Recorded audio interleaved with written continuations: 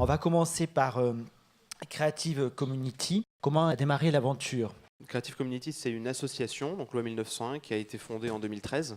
On fait du machinima. Le machinima, c'est un contenu audiovisuel qui a été créé en utilisant un jeu vidéo comme support. C'est-à-dire que le jeu vidéo n'est pas là pour qu'on y joue, il est là pour être utilisé comme un environnement duquel on va pouvoir tirer des décors, des comédiens, et avec lequel on va pouvoir créer un contenu audiovisuel cinématographique. Donc c'est une technique pour faire du cinéma, tout simplement. Voilà. En plus, on est très engagé dans le partage des connaissances qu'on a acquises et dans la transmission auprès des jeunes.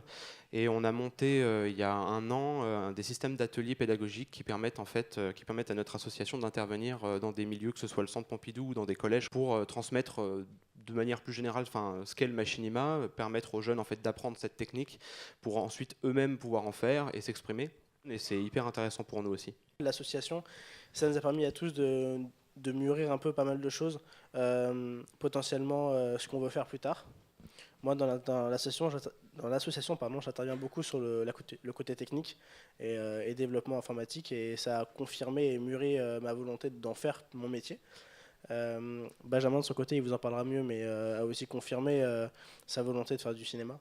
C'est pour ça que du coup j'ai commencé une formation de réalisateur cette année, donc c'est de là que ça en découle. Tout simplement, c'est une passion qui se travaille depuis longtemps, et cette association, c'était l'occasion de concrétiser des projets qui traînaient depuis longtemps. On reste toujours dans le domaine du numérique, mais d'une autre manière.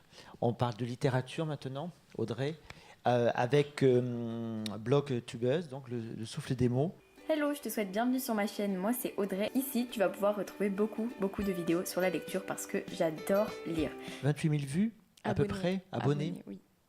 Et il y a 1 500 000 vues, je crois. Coucou tout le monde. Je vais donc vous parler de mes 4 dernières lectures, dont 2 énormes coups de cœur. Comment tout ça fonctionne maintenant aujourd'hui ? Parce qu'en fait, tu es repéré comme quelqu'un un peu d'influence dans le secteur de livres jeunesse.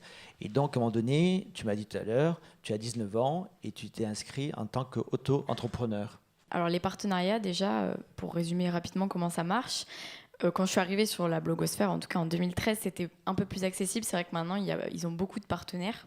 Du coup, ils ne peuvent pas trop en prendre davantage.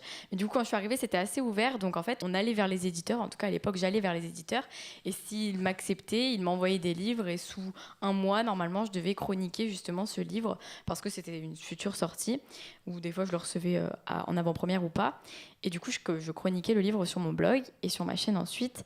Et après, au fur et à mesure que la chaîne a pris de l'essor, on va dire, maintenant, c'est vraiment davantage eux qui vont venir. Et du coup, au fur et à mesure que ça a avancé et que ça a pris l'essor, et que maintenant, je suis en contact avec vraiment beaucoup de maisons d'édition, eh bien, il y a eu d'autres projets qui se mettent en place, c'est-à-dire, par exemple, animer des ateliers Booktube. Booktube, c'est notre communauté, on va dire, de youtubeurs livresques. À travers ces ateliers, on apprenait aux enfants quelles sont les manières de faire une vidéo justement où on parle de livres, parce que finalement ça paraît simple, mais c'est vrai que parfois quand un enfant va se retrouver devant la caméra, il ne sait pas trop quoi dire du livre, et c'est ce qui m'a du coup obligée en fait à devenir auto-entrepreneur, parce que dès qu'on a quelque chose qui se fait de manière rémunérée, on est obligé de fournir une facture. C'est comme ça que maintenant j'ai plusieurs petits partenariats qui se sont montés.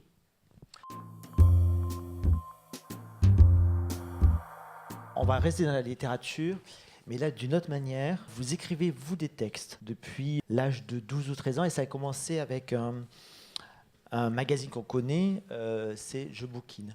Je Bouquine, c'est un magazine de littérature pour les adolescents, donc qui à l'origine se destinait aux 10-15 ans.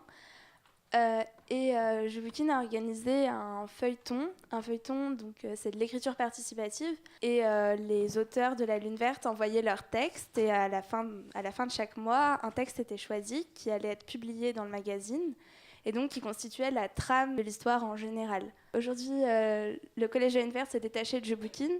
Et donc on n'est plus encadré par des adultes. On est uniquement entre adolescents. Pour chaque épisode, on propose des débuts de texte, on propose des idées et on essaie de donner une ligne directrice au feuilleton, histoire que ça ne parte pas trop dans tous les sens.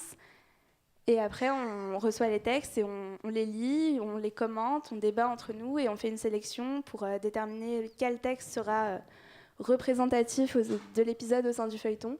Alors qu'est-ce que vous dites des adultes qui disent les jeunes aujourd'hui ne lisent plus ? Vous m'avez dit tout à l'heure, ah non, c'est pas vrai. Je peux dire que non parce qu'il y a que des jeunes qui me regardent. Bon, après, c'est sûr, 28 000 personnes qui me suivent, ça serait pas assez, 28 000 Français qui lisent. Mais je sais que ça représente quand même, ça représente des jeunes qui lisent et qui s'intéressent surtout à la lecture et qui vont s'intéresser à des manières d'en découvrir de nouvelles et d'en découvrir davantage.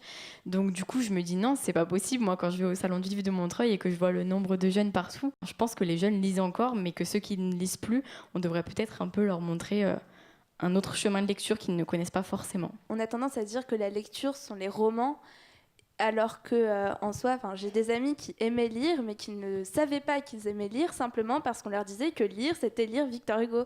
Alors qu'en soi, lire une bande dessinée ou un manga, c'est lire.